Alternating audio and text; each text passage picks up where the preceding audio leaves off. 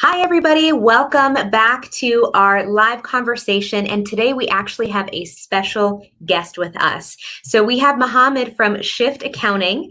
Thank you so much for joining us today. I'm really excited to dive into this question that is just leering around all of us right now over the last couple of weeks.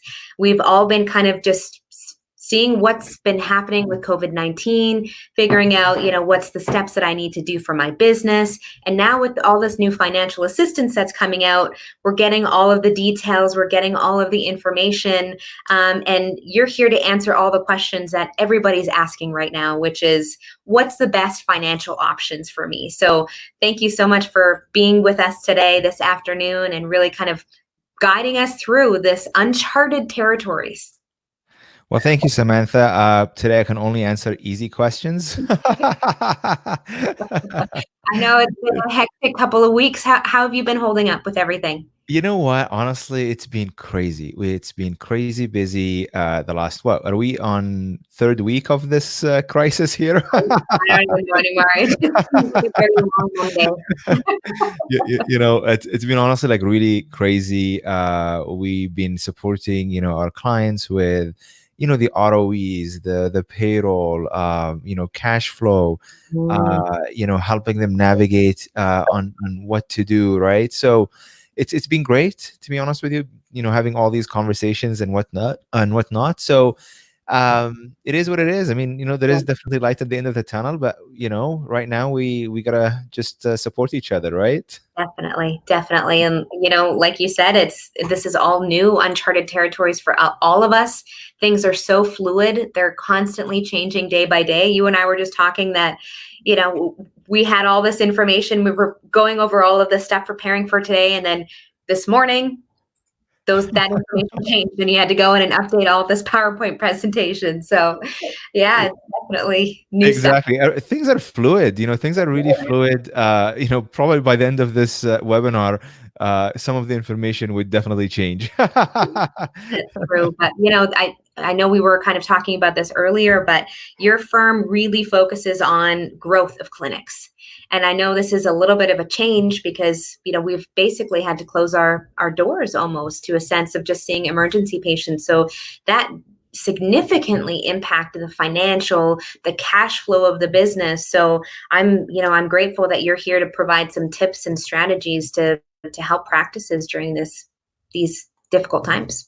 No, I appreciate it. Yeah, I mean, just a little bit about us. Our business model is we really work with clinics to really improve their financial position. Right, we do monthly accounting and bookkeeping. We provide them with budgets, forecasts, and really help them grow their business and implement financial discipline in their practice.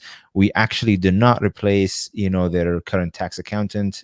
We are accountants, but we don't do tax. So we really focus on the growth and the health of the clinic. Yeah. And that's the important part, right? Because that's, you don't want to wait until the end of the year when you get your taxes done and you go, oh, so I didn't reach my goals, right? Exactly. You're really helping them, guide them along the way on knowing what money in, money out, what does that look like? What do we do different next month so that we can reach our goals? And that's, ultimately how a business thrives and grows and becomes profitable, right? 100%. Yeah, awesome. Well, I know everybody's here just kind of itching and waiting for the information. So I'll let you take the floor and we'll start diving into everything. All right. Well, so, into today's presentation, there are really 3 points that we want to cover.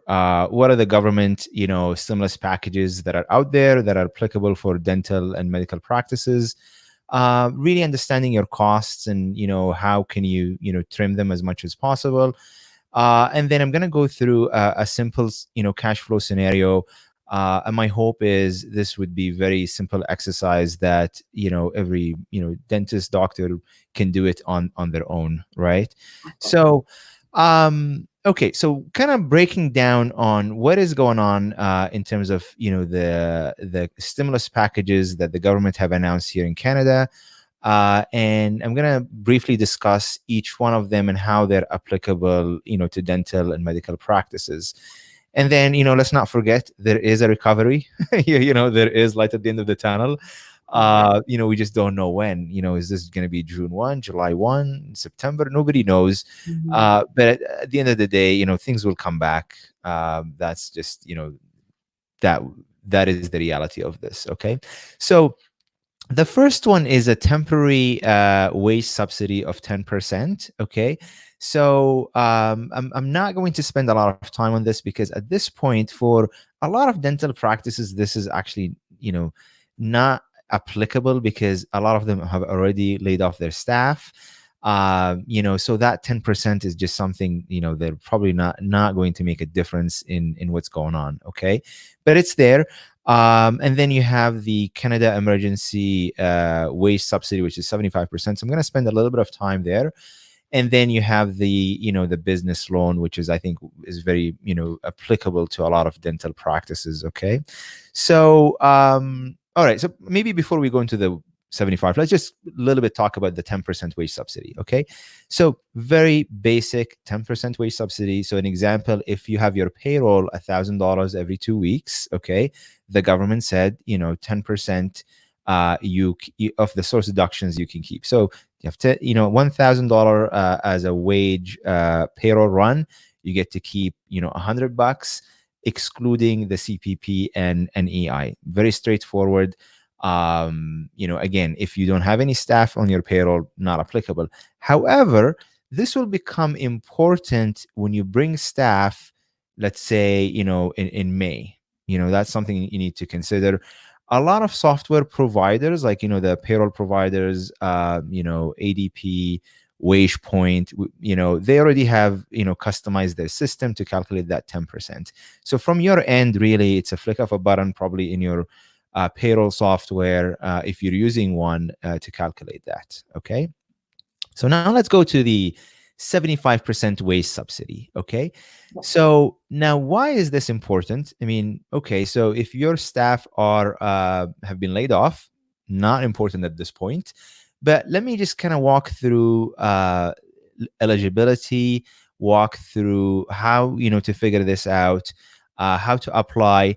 And this could be, critical if, staff come back to the clinic before the end of May. Okay. If the government doesn't extend the program, maybe till July, maybe this will still be applicable.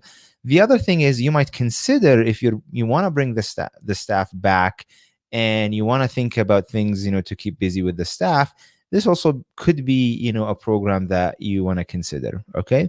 So let's talk about the eligibility of this program. Okay. So as I said, this literally just was published on CRA website maybe an hour ago. Okay. So the new ounce to this is, okay, if your revenue was decreased by 15% compared to March 2019, okay, or taking the average of January and February, and if you look at March and compare that to either March last year or the January and February of this year, and the decrease in revenue is 15%, you are going to be eligible for that program in period 1. Okay. So, all right. I mean, a lot of dental clinics kind of like revenue just fell off a cliff. You know what I mean? Once the word came out and said, okay, shut down. Well, a lot of people, their revenue have definitely, decreased by more than 15%. So it's not a really, an issue for a lot of clinics. The only thing that I'm thinking is, if you're a startup, okay, so let's say, you started up in, January or February this year. And then, for you, March was, an uptick. At this point, without running the numbers, it would sound that it will be very challenging for startup offices, right? So the other thing to think about eligibility, you have to, the way CRA have done this is they categorize it by 3 periods. So you have to look at each period and compare that, okay, to figure out if you're eligible or not, okay? So the eligibility period is March 15 to June 6. So if this is something that you want to take and bring the staff back, you can actually go back, to March 15th. Okay.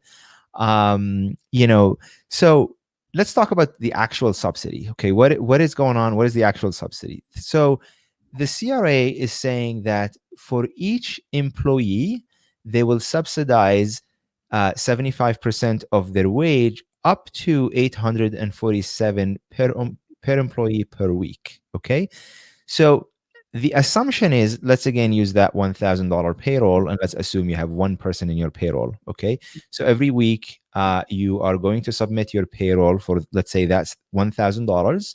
Okay, the government is saying we are going to reimburse you 847 on that one employee that per week. So there is no limit per company. It's the limit is per employee. Okay.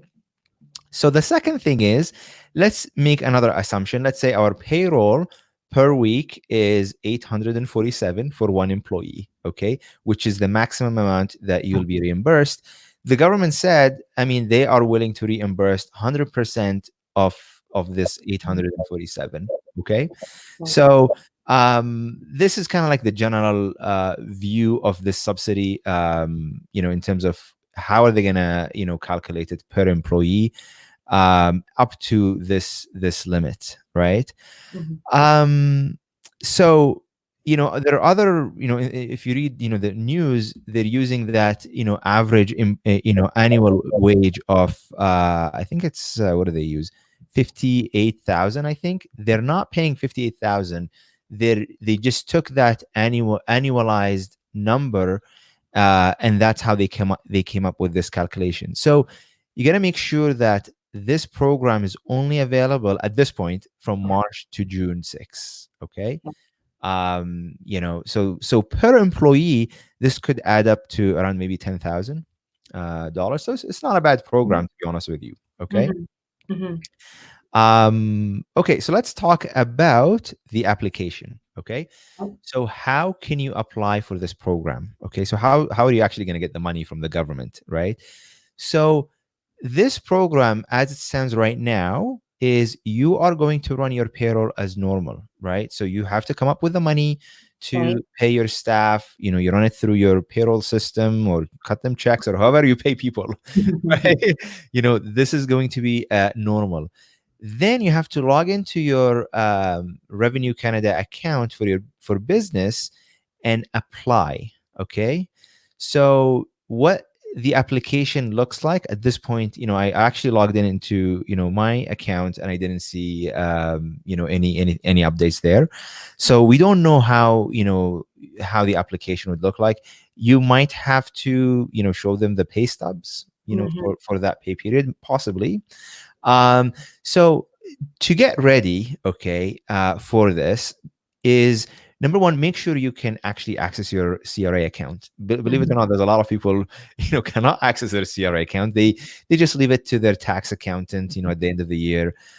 So if you want to, enroll in this program, make sure you're able to log into your CRA business account, not personal account, that's business account.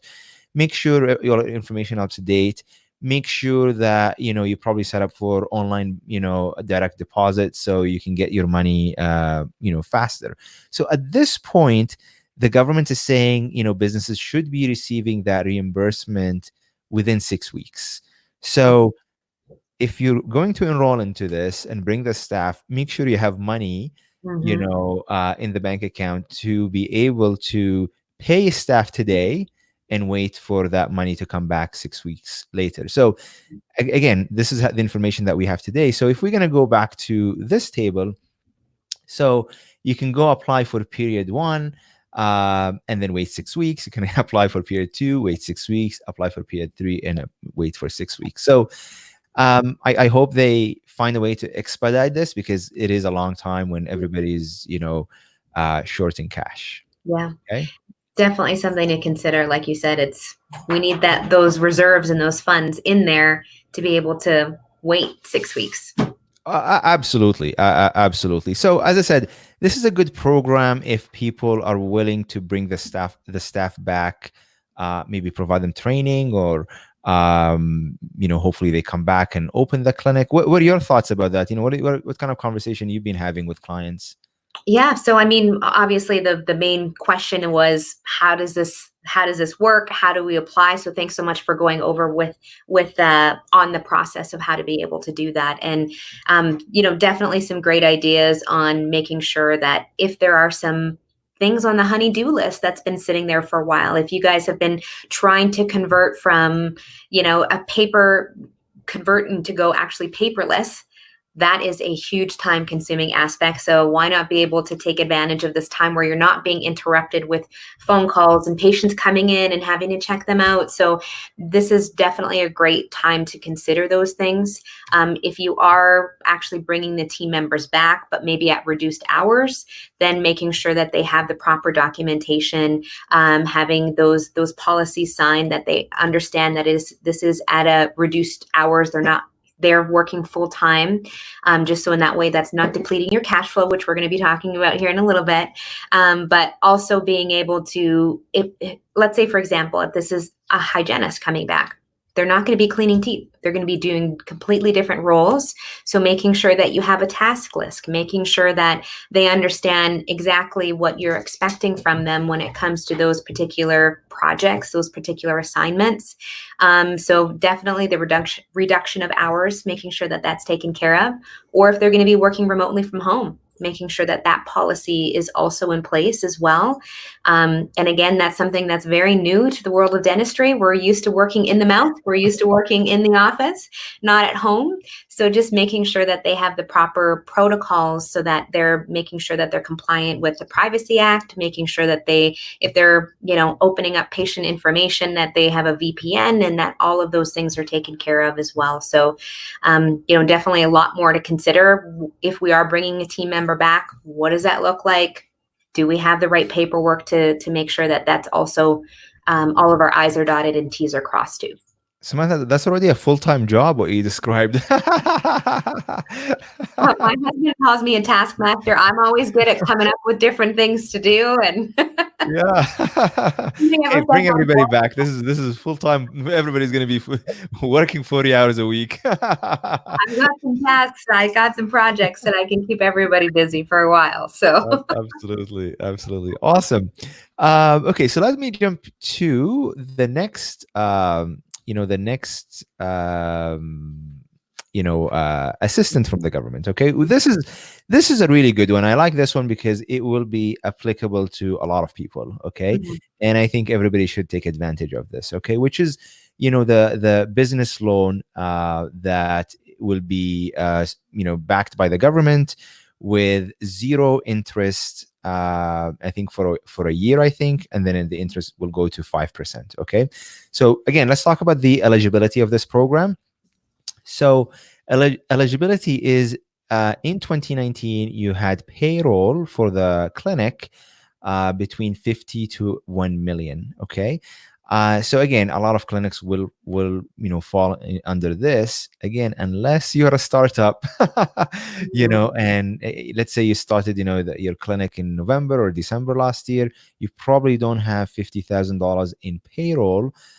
So at this point, the way the government is drafting the legislation for this program, it's only available for people who had payroll in 2019 between 50,000 and 1 million. Okay. So the amount of the loan is up to $40,000. Okay. And this loan would be,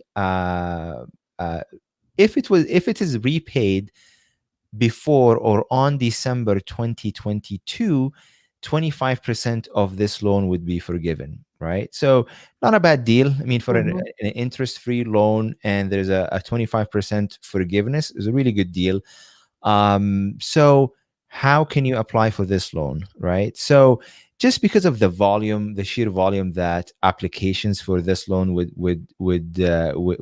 be, all the banks have kind of sent notifications to clients saying that the loan application will be online, so it's not going through your relationship manager or the branch. You'll have to go online and go through the process. So up to this point, I still have not seen the application. I'm been trying to figure out what the requirements or what would they like to see, but I haven't seen anything. My only thing, to kind of thinking about this, number one, make sure your online banking is working. Okay, so your credentials are up to date and you can access online banking because this application will be online. Number two, again, thinking, what would be the requirement? They'll probably want to see maybe your T4 summary from 2019 to prove that you had, this much payroll. So, speak to your accountant, bookkeeper, just to kind of make sure the documents are ready. What you'll probably need to prove, that you had that much payroll is your T4 summary from 2019. Okay. And as I said, you probably just have to go online and continue or finish the application. Okay. So very straightforward, but in my opinion, really good program. Okay. Definitely. So now here's the fun part. Okay. So now we kind of went over what are the available packages, to support, clinics and small businesses out there that are available, and how they apply, to different situations. Okay. So now the most important work here is to really evaluate, the short-term liquidity. Do I have enough cash in the bank to at least survive for April and May? Okay. So my hope is, by now, everybody did this exercise. Okay. I know my clients did. Right. So my hope is this is just, kind of a review what you already have done. Okay. So number one, when you're looking at your cost for the clinic, let's kind of talk about the major ones. Okay. You have your rent. Okay. So a lot of people have already, communicated with the landlord to either defer the rent or ask for rent forgiveness. Why not? Put it out there. The worst could happen is they'll say no. Okay. So my hope is everybody already did that. What I've seen from some of my clients, the landlords would come back and will want, an updated financials. Okay. So if they need that, obviously work with your accountant or bookkeeper to, provide them what they need. Okay. But a lot of the landlords are actually providing rent deferral. So, I mean, we're just pushing the problem a little bit down the road. So we need to keep that in mind. Okay.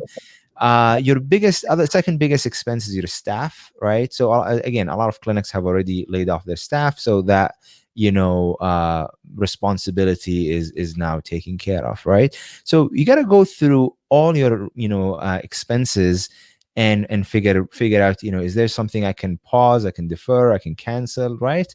It's almost like spring cleaning for your expenses. Right, just came a little bit too early. Right. So okay, so and as you're doing this, obviously you're looking at, you want to be with the least amount of fixed cost, because fixed costs you can't deal with them, so you want to reduce your fixed cost, and you're only dealing with variable costs. And what I mean by that, just think about it this way. If you're at a clinic that is working with emergencies, you want to come in, do the treatment. Your costs are very, small or variable to what you're doing, right? So that is, what I mean by variable cost and fixed cost. Okay, so rent is a fixed cost. Okay, variable cost could be your wages. The wages that you pay your staff. Okay, so you need to understand this. To really make sure that you can at least survive for April and May. The other thing is, obviously with loans, call your bank, make sure that you can defer loans. I've seen some banks defer the principal and interest payments, and some banks just defer the principal, so you still have to pay the interest. Okay. Other things that you got to think about: don't keep balances on your credit card. That's a very high interest. So make sure that your credit card balances are at zero. Even if you have to use a line of credit, because your line of credit, interest is way cheaper than your credit card. The other thing I would suggest, let's say things are good and you don't have an operating line of credit, this is a good time to get an operating line of credit, right? Mhm. You just don't know. Is it a month? Is it 2? Is it 3? We just don't know. So speak with your bank to get that, to put that in place. Okay. So now I want to just quickly do sorry do a quick cash flow forecast for April and May. Okay, so this is a very simplistic way to kind of look at your cash flow needs, okay, for the next 2 months, right? So I'm going to start here with saying, okay, start with your bank balance as of today. Okay, so open up your bank account and see how much you have. Let's say, for simplicity, we have $20,000, right? This is two. So let's say $20,000, okay? Mhm. That's my starting point if I'm doing this exercise right now. Okay. Now, how much deposits do I have in transit? And what I mean by that, let's say you have a bunch of checks that have not been deposited yet, and you need to run, with these checks to the bank. So I'm hoping that you do it as soon as possible because this money needs to be in the bank account. So let's say we have, $1,000, checks in transit. Okay.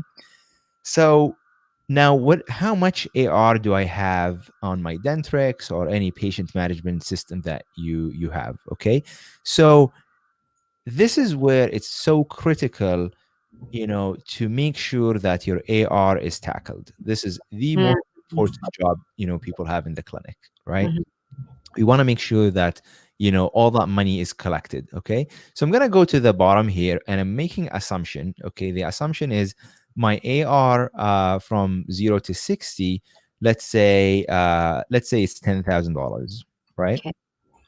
My assumption here is we are going to collect 50% of that, right? So I'm going to say times 50%. That's how much I'm going to collect in the month of April. Okay. Okay. Wages payable. The reason why I have this is because depending on when your cutoff for the payroll, when you laid off staff, Right. you might have some wages that you have to pay in the month of April. So let's say for simplicity, we're gonna use $2,000, and I'm gonna put it in negative, right?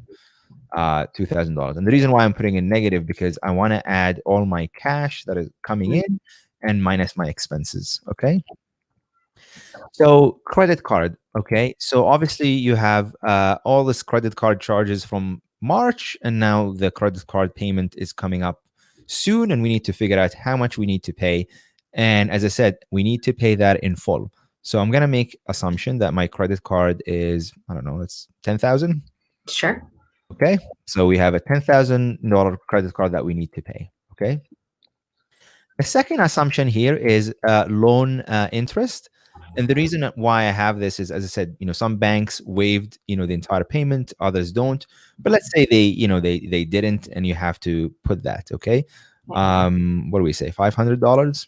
Okay, so rent again, situation by situation, how much, were you able to defer the rent for April? Some of them, were not able to because it was too late, and landlords have already processed the rent payment. So let's assume that the rent was not deferred in the month of April. Okay. So doctor fees. So obviously, you have to pay, if you have associates, you have to pay them for March's production. So let's make an assumption here, and we'll say, we have to make another 5,000, that doctor pay that have to be processed in April. Yikes. Merchant fees, Numbers are going down. numbers are going down. I know, right? This is the part of So I do not like. exactly, we were like, well, how can we? You know what? The only way to make this go up is we collect all of this in April, right? Merchant fees obviously something that you have to pay. As money come in, you have to pay it. So let's just assume this is a small $200, right? And then over here, I left this section. Think about all your other vendors. What else do you have to pay? You probably have to pay utility. You want to keep your phones, open, right? So there are some vendors that you have to still pay, right? So let's make an assumption that's another $3,000, right? So now in this example, okay, we have a negative cash flow balance of $700 by the end of the month. So what we're saying is we're estimating by the end of this month, we'll be short $700. So this is where your operating line of credit becomes really important, right? Mm-hmm. Because that's the only way you're going to resolve this one. If you don't have an operating line of credit, hopefully you have a savings account. As I said, my biggest thing is make sure you're paying off your credit card. Do not don't keep a balance in the credit card, right? Definitely. So far very simple, right? Mhm. Okay, so now that we're saying that we're going to have a negative $700, so this would be my starting balance here. Okay, so I'm starting with the negative 700. I probably will not have any deposits that Right. are coming here. So I'm gonna, zero that.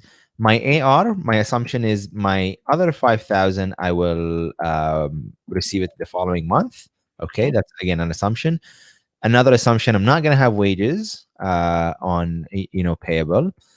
My other assumption is the only credit card balance that I'm going to pay is probably some of these vendors that I'm still paying by credit card.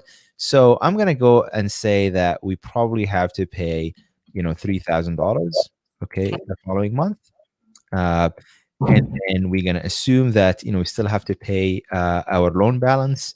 Rent, I'm going to assume that we defer it. So I'm going to make it at zero. Doctor fees, I mean, we collected 5,000. So let's assume again that will be 40,000 of this collection is doctor pay. Okay. Merchant fees, we are collecting less. So let's say we have $50. Okay. And then my other vendors that we have to pay. Let's keep that consistent. Okay.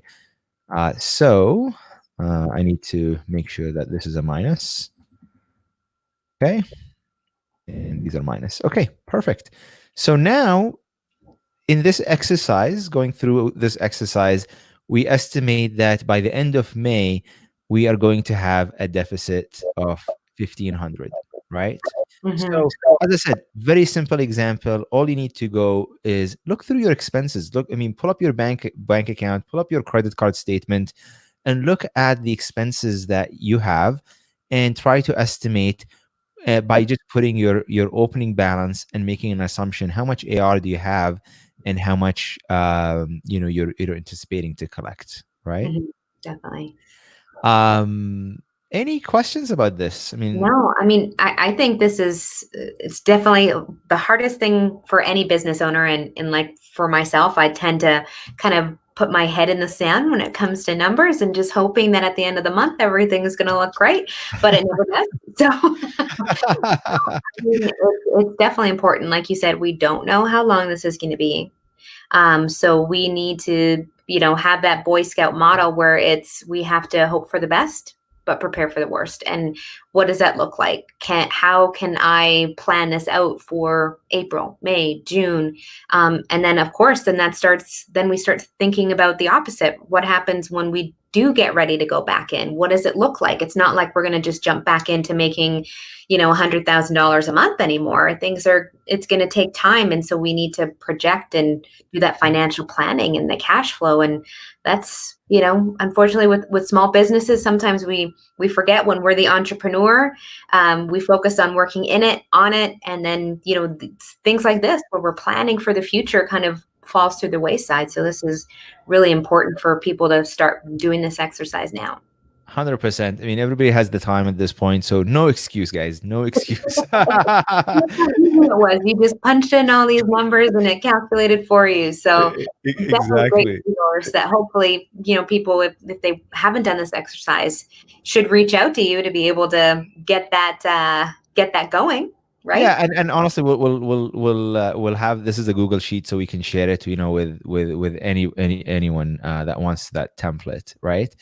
Honestly, you had a really good segue, which is, I was reading, a report that McKinsey and Company, which is an international consulting, company, about risk mitigation planning and whatnot, and they have this model that they publish, which is, you know, every company, every clinic out there need to think in these 5 horizons, right?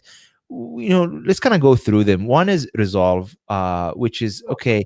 We have the situation, we notified the patients, we worked with the staff. We were just trying to deal with the situation, which is, when everybody declared a state of emergency. So Mhm, everybody did one is done at this mhm, point, right? mhm, Number two, making sure is that you're going through your financials, making sure that you're ready to weather the storm. A lot of people have already did this or have an idea of, okay, their financials. They talk to their bank, their landlord, the vendors. So a lot of people already did 1 and 2 at this point, okay, or right. at least I hope. Mhm, Right? So now it's so important to think about 3, 4, and 5, and 3 is the return, right? you know okay, honestly, nobody knows when are we going to come back to normal, right?